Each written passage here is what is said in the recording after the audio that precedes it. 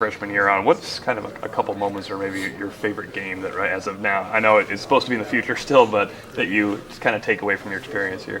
I would say one at Michigan my sophomore year, at Oklahoma my freshman year, and at Florida State start with junior year. They're all atmospheres. Yeah, and of course a diving catch.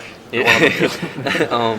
No, just playing, getting the opportunity to play in just crazy atmospheres over my career here. So those have all been great games to be a part of. Is that Oklahoma game kind of a blur? I mean, you were a freshman. You probably don't really know the offense very well. They say Breezy run deep and run fast. I think the only thing, I've had a bunch of plays since then, but one thing I remember, that really stands in my mind is once I got back to the sideline, I was just sitting on the heated bench. It was kind of cold, I guess, that game a little bit, but Eifert was sitting to my left, and he said, that was a big catch, right? And I look over, I'm like, all right, okay. I said, I didn't understand it. I was just like, thank God I caught it. Like, You'd understand that better now if you made that play, right? Yeah, definitely would. You mentioned making a lot of plays since. What are you kind of most proud of? I mean, because you certainly weren't a blocker then.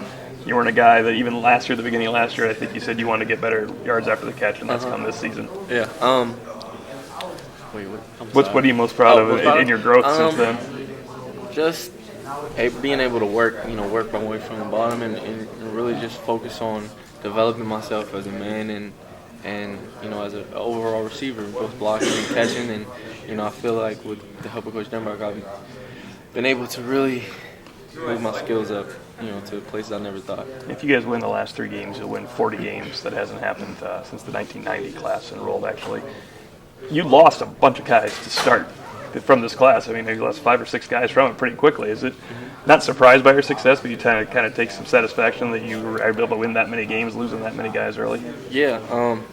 I feel like, people who are, here in my class were leaders, outright, and, that we were able to, stick through it and really excel as leaders, and, help push his team in a winning team.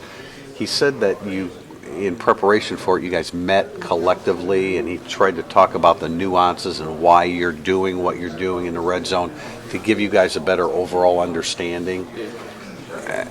Did it have a positive impact? I mean, you guys were 4 for 4 scoring. What was your perspective on that approach? I felt like everything was clicking and guys are in the right place doing what they're supposed to do, you know what I mean? When the red zone, we always talk about the red zone. In the field, guys play tough, but specifically in the red zone. It's something, you can look at it like, as a defense, your back's against the wall when you're in the red zone. So, right. Obviously you're going to buckle down, but that for an offense, you have to execute. Right. Well,